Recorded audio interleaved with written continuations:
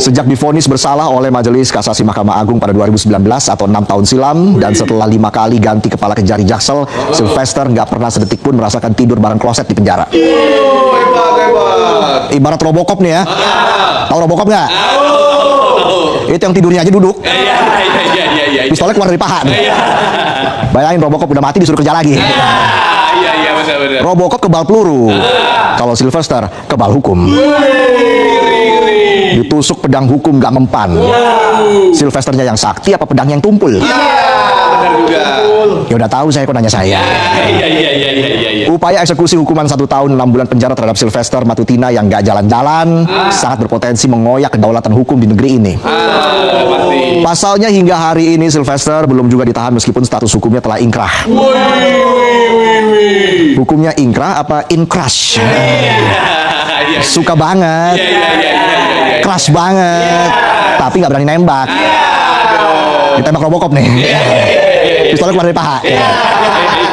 Kejari Jaksel berdalih bahwa eksekusi belum dilakukan karena Sylvester nggak diketahui keberadaannya alias menghilang.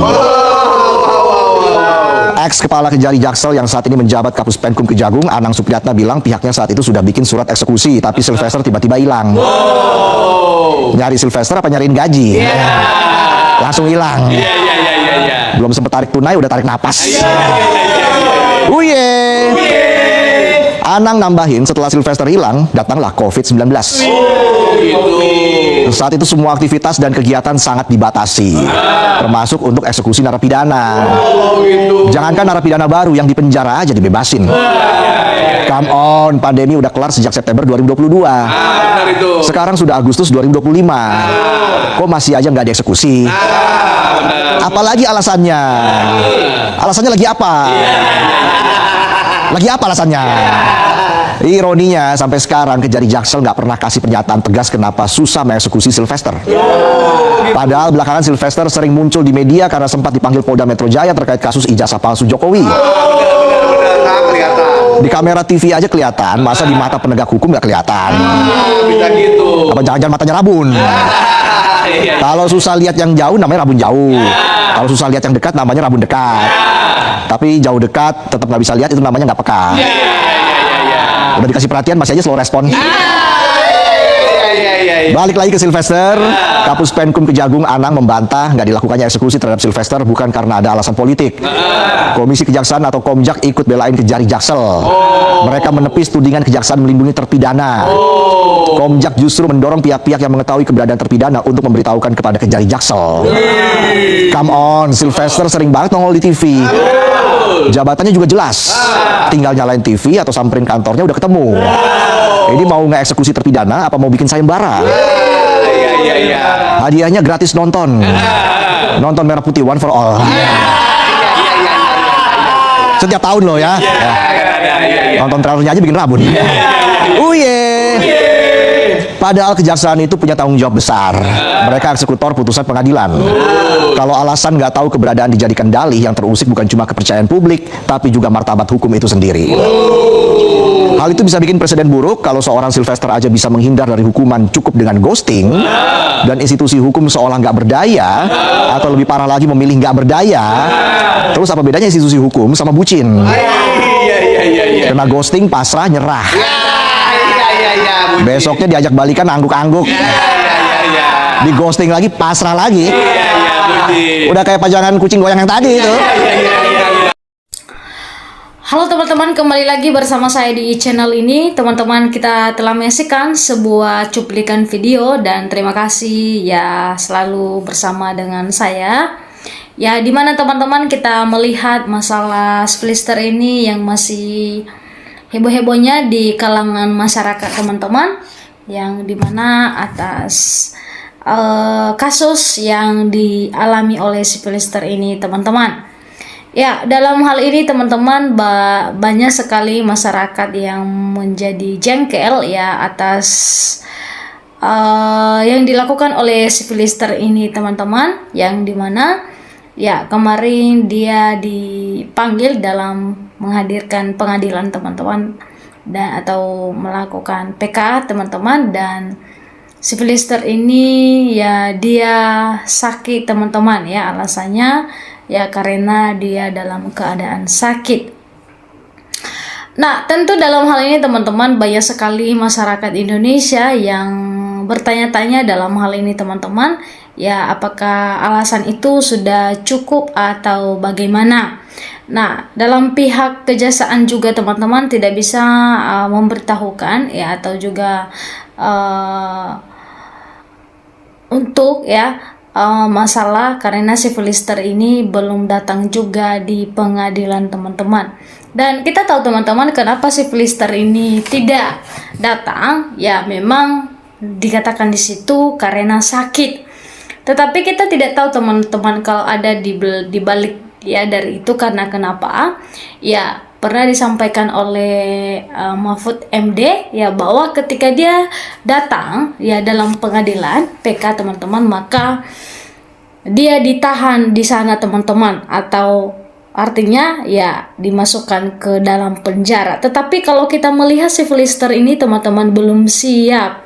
Ya dia itu belum siap teman-teman, makanya ya banyak drama-drama yang dilakukannya teman-teman ya untuk masuk ke penjara.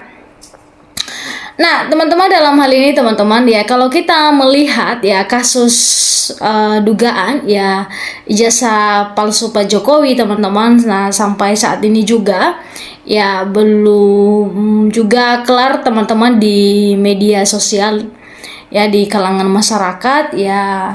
Waktu itu ya diminta kepada Pak Jokowi untuk ya memberitahukan atau tinggal ya memperlihatkan di publik ya ijazah aslinya teman-teman. Ya tentu dalam hal ini teman-teman ya banyak sekali ya masyarakat Indonesia yang mengait-ngaitkan masalah Filister ini ya dengan masalah ya kasus ijazah dugaan ijazah Pak Jokowi ini teman-teman. Ya dalam hal ini teman-teman kita melihat ya bagaimana reaksi-reaksi masyarakat, kalangan masyarakat Indonesia ya menanggapi ya kepada si Filister ini ya atas kelakuannya yang tidak dapat dicontoh di kalangan masyarakat teman-teman. Karena kenapa? Atas yang dia lakukan ini sangat-sangat tidak baik. Ya, dikatakan di sini bahwa beribu alasan untuk melindungi si Filister. Ya, jadi banyak sekali alasan kalau kita melihat teman-teman, bahkan si Filister ini ya bisa-bisanya dia sakit dalam keadaan ya untuk dipanggil di pengadilan. Ya, teman-teman kalau kita melihat lagi komentar teman-teman di sini ya, Kejaksaan Agung makan gaji buta, makan hak dan tapi tidak mau bekerja, bubarkan saja. Nah, teman-teman karena itu semua karena kekecewaan masyarakat sedikit kepada si Filister ya, karena kita melihat juga sejauh ini ya pengadilan atau kejaksaan itu teman-teman ya sedikit agak lama reaksinya kalau kita memperhatikan sebagai masyarakat Indonesia. Ya tentu dalam hal ini teman-teman ya kita melihat bagaimana si Filister saat ini ya masih istirahat di rumah sakit dan belum juga datang di pengadilan teman-teman. Ya, kita tunggu teman-teman gimana reaksi selanjutnya kepada si Filister ini. Ya, kita berharap teman-teman dalam hal ini, kasus ini ya bisa kejaksaan, ya bisa pihak dari pengadilan bisa mengembalikan kepercayaan masyarakat Indonesia tentang hukum di Indonesia ini teman-teman. Harus dibuktikan ucapan-ucapan mereka ya untuk memasukkan si Filister ini ke dalam penjara. Ya teman-teman dalam hal ini. Ya teman-teman silakan memberikan ya tanggapan dan juga komentar Anda teman-teman ya atas kasus-kasus ya si Filister ini. Ya bagaimana diterapkan teman-teman ya kepada si Filister ini apa yang telah ditentukan saat divonis ya kurang lebih 1 tahun 6 bulan itu harus dijalankan teman-teman.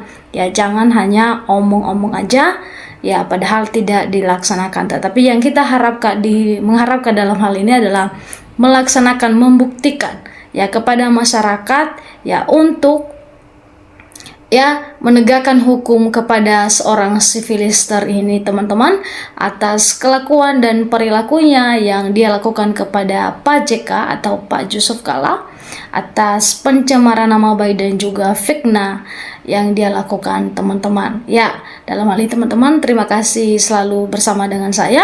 Sampai ketemu di channel selanjutnya.